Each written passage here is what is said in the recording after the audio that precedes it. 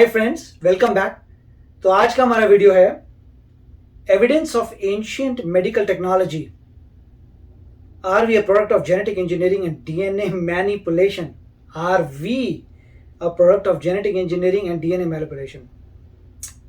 तो इससे पहले कि वीडियो को शुरू करें, please like, share and subscribe to our channel. चलिए शुरू करते हैं। Hey guys, today I want to show you some radical, groundbreaking evidences about ancient India and its technology. Here's a carving found in an ancient temple.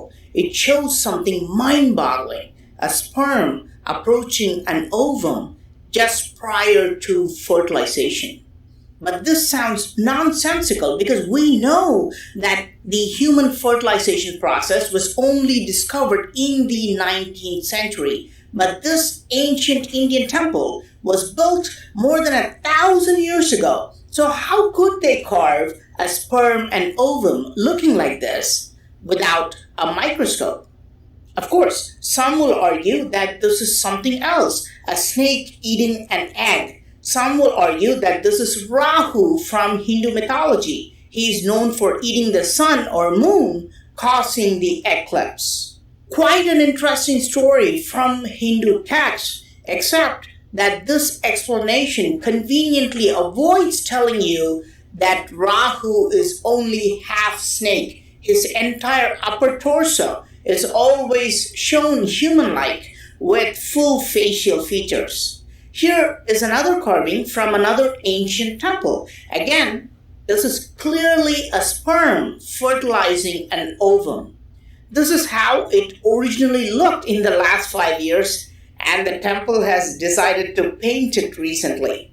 Sorry it looks like this now. I like the older look. And one detail of this is that you can see that the sperm is smaller and the ovum is larger.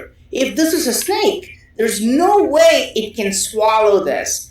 If you look at the actual videos of snakes eating eggs, you will not even consider this as a possibility. And this is not even a snake because it doesn't have any head or scales. If you notice Hindu temples, they carve the details perfectly. They carve the scales, they carve tongue, they even carve rows of teeth inside their mouths, which most of us today don't even know they have teeth like this. If this is in fact a sperm and ovum, and ancient India was far ahead in advanced technology, shouldn't they have documented what happens after fertilization? In another ancient temple, you can see something even more strange, a single cell. This is unmistakable because it looks circular, like an egg cell, with a round nucleus at the center. So what happens when a sperm unites with this egg cell? A new life called zygote or embryo is formed and it starts to divide rapidly. The fertilized egg starts to split into two cells. Again, this is clearly shown in the same temple, in the same place. Then it starts to split into 4 cells. Again, this cell division is also clearly shown in the same temple, side by side, as though they're giving us a step-by-step explanation of the process. Then the cells start to become a blob and slowly start to look like a human after 8 weeks. Now this is called a fetus. Now thus far you have definitely wondered, is this all true? Or is this something else?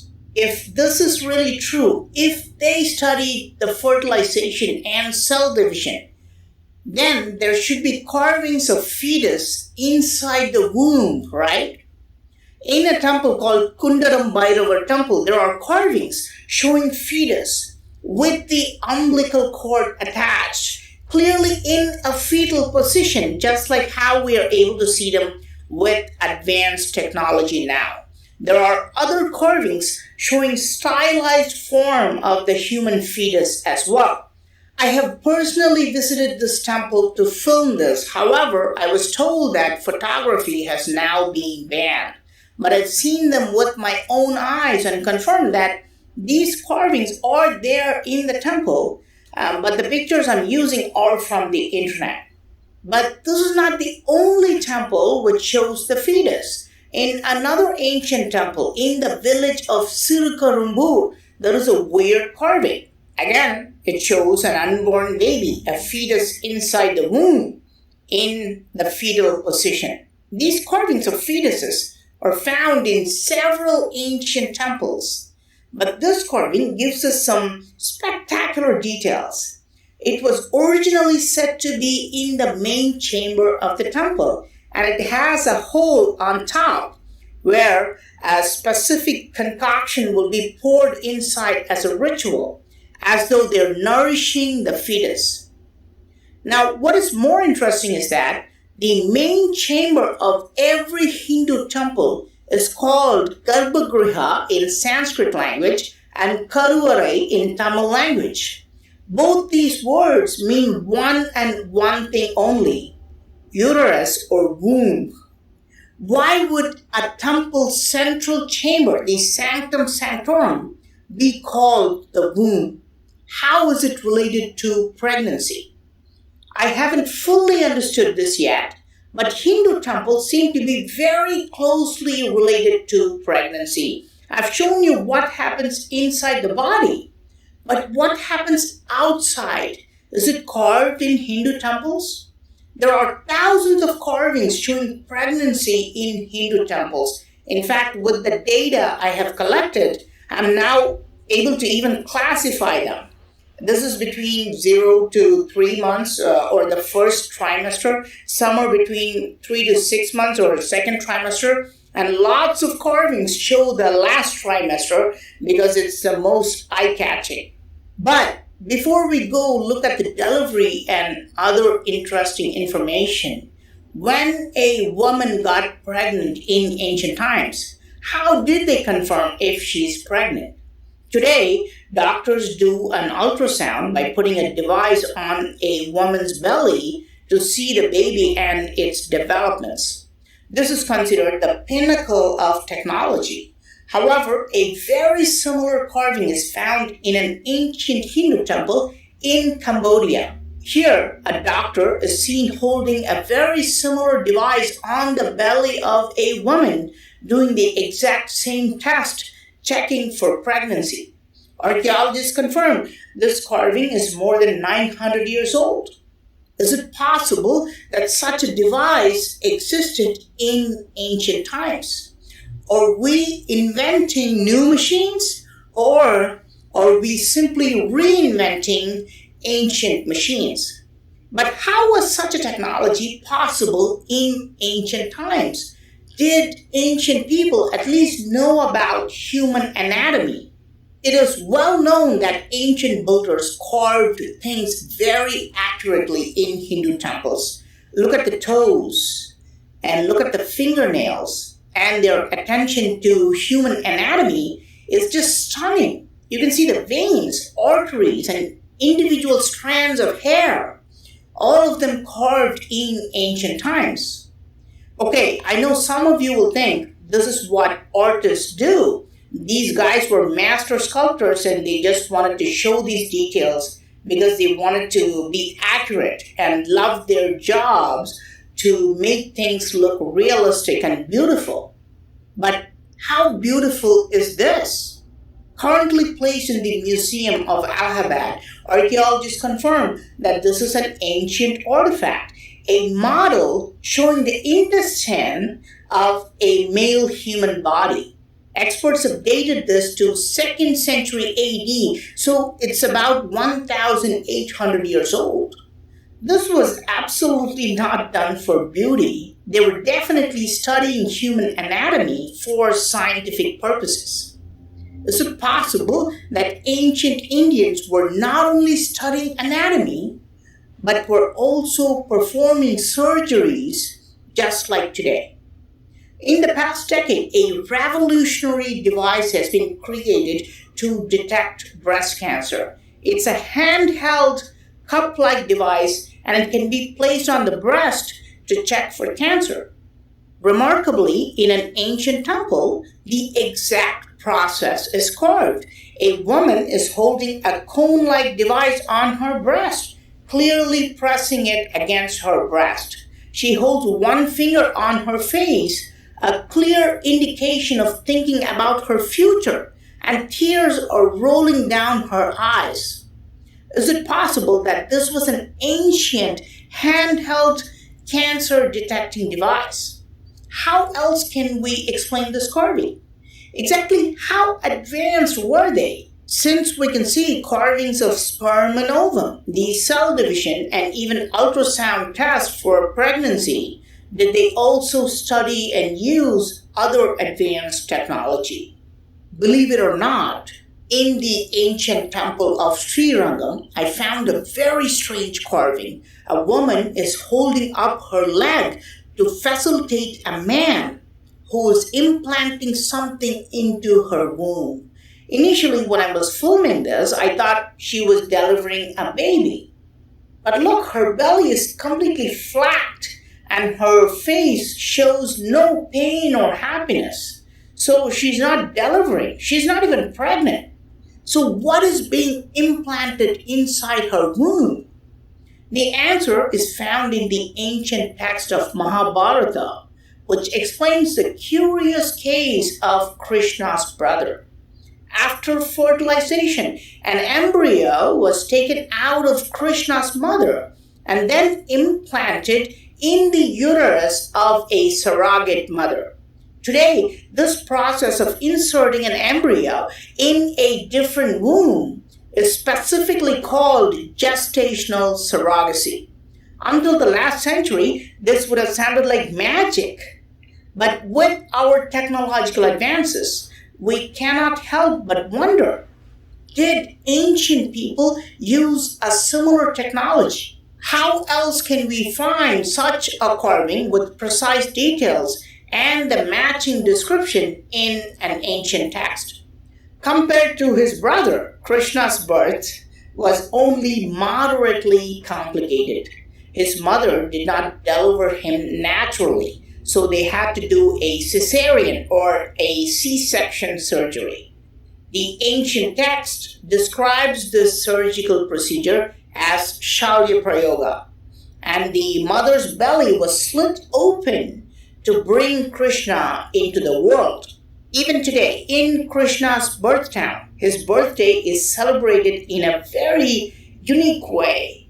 They will make thin cuts in a cucumber and show baby Krishna coming out to remember how he came into the world. While modern experts claim Krishna as a fictional mythological figure, many Hindus believe Krishna existed just like Buddha. Even outside India, for example, in Cambodia, Krishna's mother is still revered as the godmother in Cambodia. You can find lots of 1,000-year-old carvings, but carvings of her may be a little too accurate. Can you see the problem here? Yes, those 3 lines at the bottom of the belly, identical to the marks created by a modern C-section. Some of you may think these are stretch marks caused by pregnancy, but stretch marks are vertical, not horizontal, and you should find them all over the belly.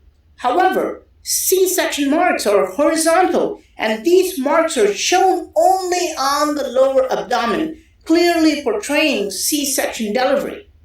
How did sculptors know how to portray Krishna's mother with these marks if they had no knowledge of C-section? In fact, this mark is shown in many carvings of devatas or godmothers around many Hindu temples.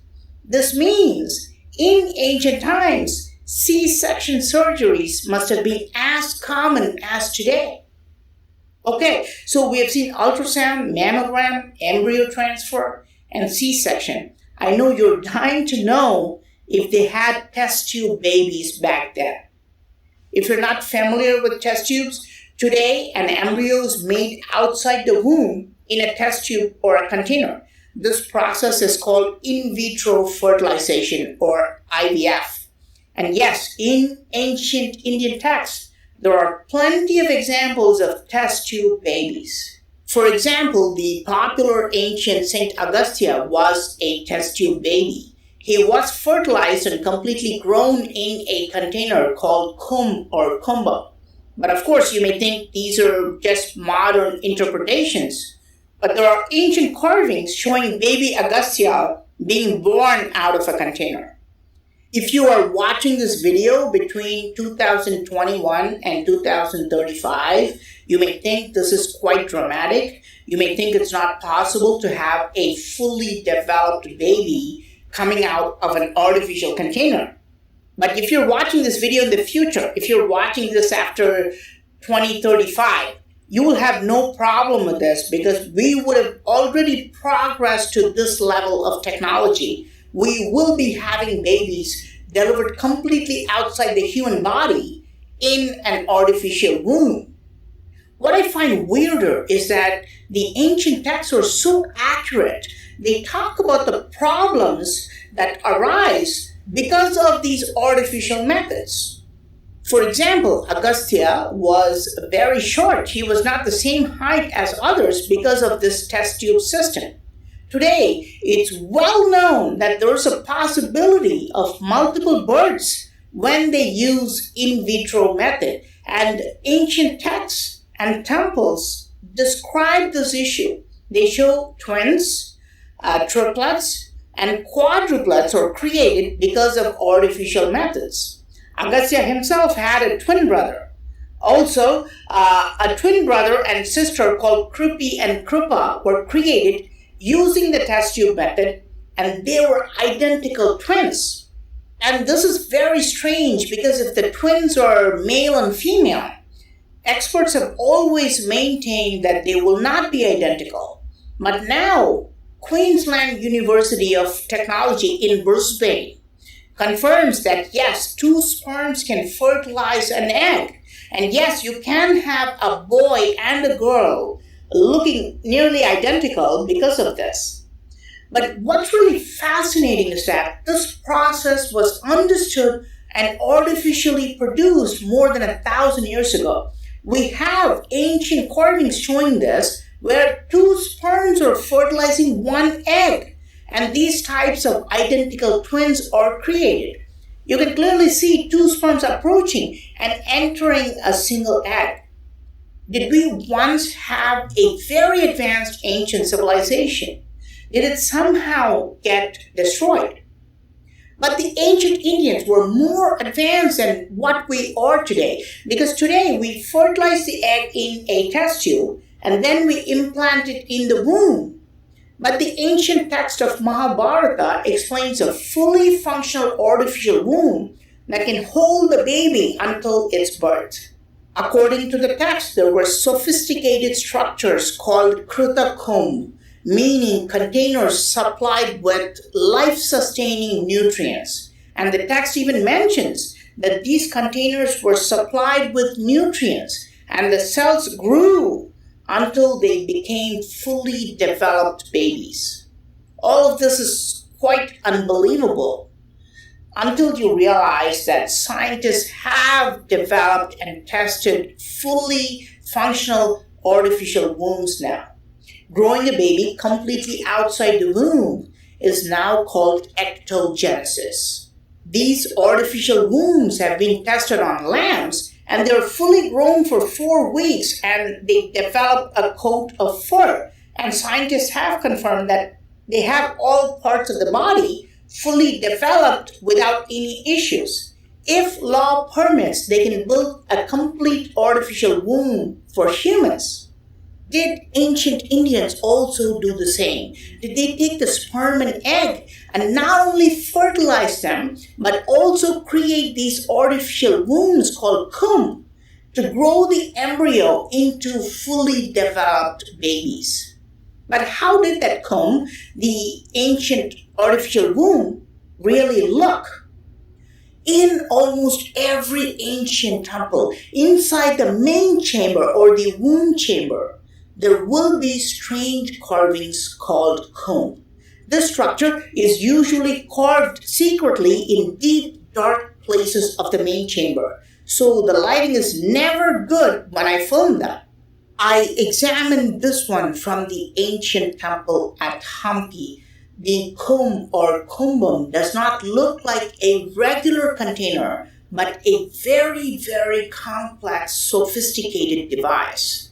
The bottom has a large oval chamber to hold the growing fetus. It has two handles or knobs attached to it on the left and right, perhaps for opening it if needed.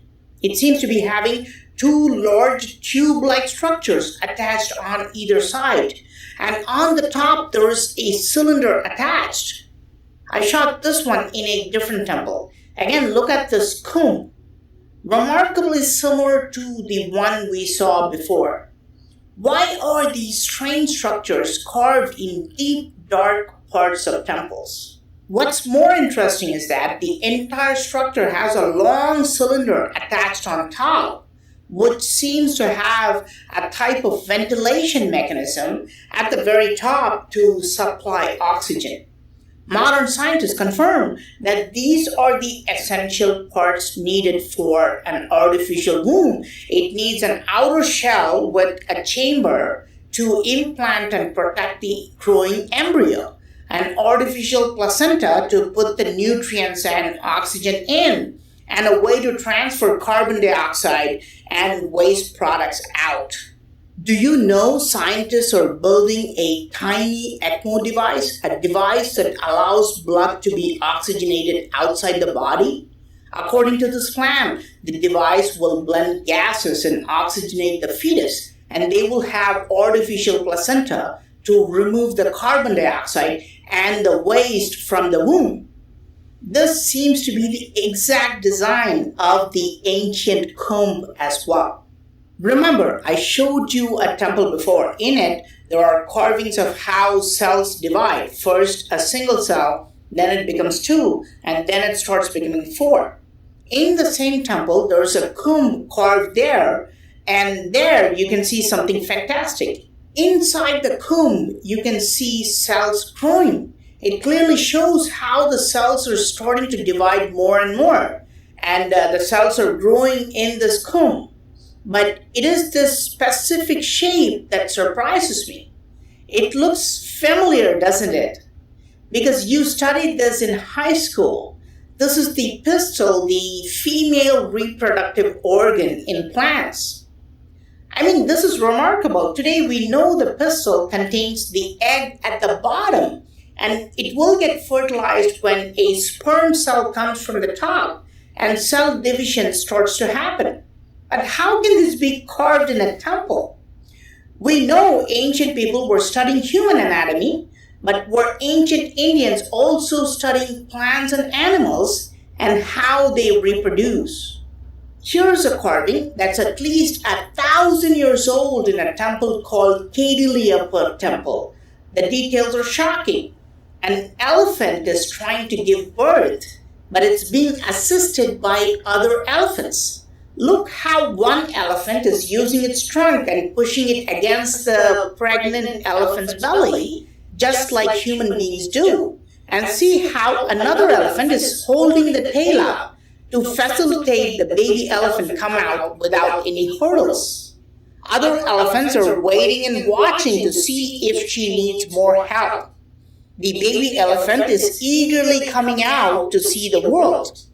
Of course, we can't help but think, this is pure imagination, right? Do elephants actually help a pregnant elephant deliver her baby? I thought the same until I watched this clip. Here, you can see how they behave in the wild. There's a group of elephants helping the mother elephant deliver the baby. An elephant is even holding the tail up. This means that ancient people were studying the reproductive behaviors of animals. Now, look at the carving of a human delivering a baby, again found in an ancient temple. The woman is in a standing position, the baby is coming out, and she is assisted by other humans. Very, very similar behavior between two species of mammals. If you had seen this carving before seeing the carving of the elephant, you would have had a completely different perspective. You may have thought these sculptors liked to carve what they saw in their society. But when you see them side by side, you cannot help but wonder, were they systematically studying and documenting the reproductive behavior of all animals, including humans? Today, scientists observe the behaviors of animals like rats, pigs, and chimpanzees. This is one of the fundamental reasons why we are able to understand the human body and mind better. Were ancient builders also doing the same? Were they categorically documenting these behaviors in carvings? Not just reproductive behaviors, all behaviors, including social and personal behaviors. For example, you can see carvings of monkeys sitting in a meditating pose. But this is pure nonsense, right? Because monkeys do not meditate, they don't have any consciousness. At least that's what we thought until the last few years. Now, look at this video. Here, you can see a monkey in a meditating pose. This is real. We don't know if the monkey is actually meditating or not, but they do sit like this sometimes. Now we realize these carvings are not showing some fictional or mythological stuff. These guys were actually studying the behaviors of animals quite well. Another way to put this is accepting that today's experts have not yet studied and understood the behaviors of animals fully. And with the advent of camera phones, we have learned more about animals in the last 5 years than what experts learned in the last 50 years. So why did they document the pregnancy and delivery of animals just like human beings? Why do scientists observe rats in labs today? To improve the lifestyle of rats? No, they do it to improve human lifestyle. Is it possible that ancient people were also studying animals to make similar improvements for humans? Earlier, I showed you how an embryo was artificially placed inside a woman's womb. But there is yet another strange carving found in an ancient temple. तो काफ़ी अच्छा video था और ये हमारा part 1 है, part 2 उसके बाद करेंगे। और इसमें जो है बहुत ही इन्होंने रिसर्च की है, प्रवीण मोहन जी ने बहुत ही रिसर्च की है। ये टेम्पल्स में गए हैं, इन्होंने स्टडी किया, एक टेम्पल नहीं मल्टीपल टेम्पल्स में गए हैं। इन्होंने वहाँ पे जैसे इन्होंने अपनी फुटेज भी दिखाई है, आ रहे हैं नीचे जा रहे हैं टेम्पल के जहाँ पूरी डार्कनेस है, वहाँ पे अपनी लाइट से चेक कर रहे हैं और ये बहुत ही अमेजिंग लग रहा है। अगर आप ध्यान से देखें तो आपको इन कार्विंग्स में एविडेंस नज़र आ रहा है कि इनको ज्ञान था किस तरीके से मतलब पूरा बर्थ साइकिल चलता है। उनको काफ़ी नॉलेज थी ह्यूमन बींग्स की भी और दूसरे एनिमल्स की भी। काफ़ी कोरिलेशन है। कोई बोल भी सकता है कि नहीं जी ये तो ऐसे ही मार्किंग लग रही है, मगर बहुत सारी मार्किंग्स हैं जिनको आप इग्नोर नहीं कर सकते। बहुत सारे मार्किंग्स है, सेल डिवीजन पूरा आ रहा है, पूरा वूम्ब आ रहा है, मतलब बहुत प्रोसेस ऐसा है रिप्रोडक्टिव सिस्टम का जो जिसमें सिमिलैरिटी बहुत ज़्यादा है। इनफैक्ट वो और भी एडवांस थे कि वो एक एम्ब्रियो को बॉडी के बाहर पूरा ग्रो कर सकते थे। तो ये सब देख के बहुत ही अमेजिंग लग रहा है। तो ये कह रहे हैं कि उस समय पर जब ये टेम्पल्स बने थे तब इतनी ज़बरदस्त टेक्नोलॉजी थी। उससे लगता है कि कोई ऐसे बींग्स थे जो उस समय थे जिनके पास ये सब चीज़ें थी। इसीलिए आप महाभारत में देखते हैं इतनी ग्रेट थिंग्स होते हुए, इतनी शक्तिशाली चीज़ें, इतने एरोज आ रहे मंत्र बोलते हैं और वो सब चीज़ें होती हैं। इसका मतलब उस समय कोई ऐसे बींग्स थे जो बहुत ही ज़्यादा एडवांस थे। और ये अभी क्लियर नहीं होगा, शायद अगले वीडियो में करेंगे कि क्या वो जो बींग्स थे क्या वो ये सब डॉक्यूमेंट करके चले गए, सिंपली मतलब उस प्लैनेट पे थे, उन्होंने देखा कि चलिए ह्यूमन बीइंग अभी आगे बढ़ रहा है तो भी ह्यूमन बीइंग को अपने आप आगे बढ़ने दो और वो चले गए, या और अदरवाइज कहाँ गए, क्योंकि ये मिस्ट्री भी रहेगी। अगर वो थे तो जिस तरीके से उनमें सोफिस्टिकेशन थी, जिस तरीके से उनको इतनी नॉलेज थी, उनका डिसअपियर होना बनता नहीं है। इसका मतलब ऐसा कुछ नहीं हुआ होगा कि वो डिसअपियर मतलब कोई नेचुरल कैलेमिटी नहीं आई होगी, ऐसा नहीं हुआ होगा कुछ एक्सीडेंट हुआ कि वो खत्म हो गए, ये पॉसिबल नहीं है। जिस तरीके से वो जितने एडवांस है, उसे यही लग रहा है कि वो एक समय बाद सिंपली चले गए शायद वो इसलिए कि ह्यूमैनिटी अपने आप ग्रो के बड़ी हो सके और कुछ बन सके। मगर कुछ इसमें ज़बरदस्त कोई मिस्ट्री है, कोई ऐसी बात है। और मेरे को लगता है रिसर्च ज़्यादा होनी चाहिए। मुझे समझ नहीं आ रहा कि क्यों रिसर्च नहीं हो रही इन बातों पे। ये देखना चाहिए कि इसमें क्या, कैसे आप पता कर सकते हैं इन चीज़ों को कि इतनी सोफिस्टिकेटेड चीज़ें इतने साल पहले कैसे थी। अभी तक तो मेरा यही बिलीफ है कि मतलब कोई बहुत ही एडवांस्ड लाइफ फॉर्म थी, कोई बहुत ही एडवांस रेस थी। हमें पता नहीं है क्या वो हमारी तरह दिखते थे या कुछ और दिखते थे, क्योंकि वो क्लियर नहीं। आपको सिर्फ मूर्ति नजर आ रही है। क्या वो इन्होंने भी एक समय क्या था कि जैसे वो एनिमल्स को डिपिक्ट कर रहे हैं, क्या वो ह्यूमन बीइंग्स को भी डिपिक्ट कर रहे थे उस वक्त, हमें भी स्टडी कर रहे थे, या वो अपने आप को दिखा रहे थे। तो ये पता नहीं चलेगा कि उन्होंने ऐसी मूर्तियां बनाई कि अपना खुद का दिखाया, साथ में एनिमल्स का दिखाया, या वो इतने सुपीरियर थे कि वो सारे एनिमल्स को डॉक्यूमेंट कर रहे थे इंक्लूडिंग अस। मगर अगर वो बात है तो फिर आपको वो चैम्बर नजर आ रहा है एम्ब्रियो का, तो वो भी थोड़ी कॉम्प्लेक्सिटी है कि किस तरीके का एम्ब्रियो की बात कर रहे हैं आप।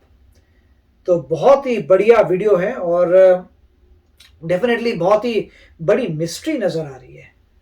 तो अगर आपको वीडियो पसंद आया प्लीज लाइक एंड शेयर। मिलते हैं अगले वीडियो में। Take care, bye bye. तो अगर आप मेरे इस चैनल पे नए हो तो जल्दी से सब्सक्राइब के बटन को हिट करो और बेल आइकन को क्लिक करो, ताकि आपको मेरा जब नया वीडियो मैं लगाऊं आपको उसके बारे में जल्दी से पता चल जाए।